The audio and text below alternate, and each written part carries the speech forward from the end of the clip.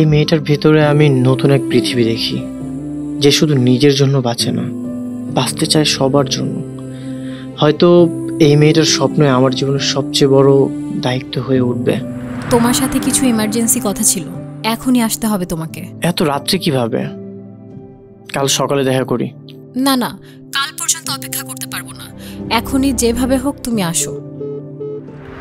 তোমাদের জন্য একটা সুখবর আছে, তোমাদের জন্য আশ্রম তৈরি হচ্ছে, সেখানে তোমরা খেলবে, পড়াশোনা করবে, অনেক আনন্দ করবে। এই রাস্তায় তোমাদের কষ্ট করতে হবে না। তোমরা কিভাবে কাজ করছো, কিভাবে গরিব মানুষদের সাহায্য করছো, এইসব নিয়ে সারাক্ষণ আমাদের মধ্যে কথা চলতে থাকে।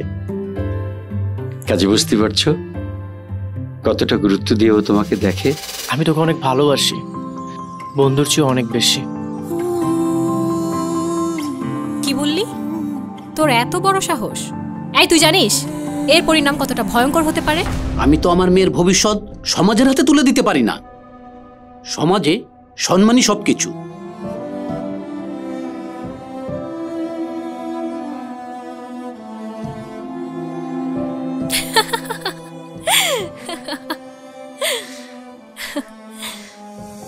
আমিও তোকে ভালোবাসি আবির।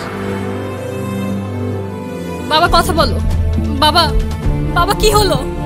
বাবা, বাবা।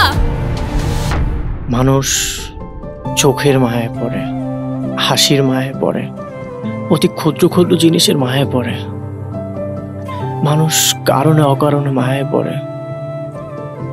মানুষ এই মায়ায় পড়ে জীবন ধ্বংস করার জন্য। ভালোবাসা কমে যায়, কিন্তু কারো প্রতি মায়া কখনো কমে না। এই মায়া নামক জটিল অনুভূতি থেকে যায় জীবনের শেষ নিঃশ্বাস পর্যন্ত।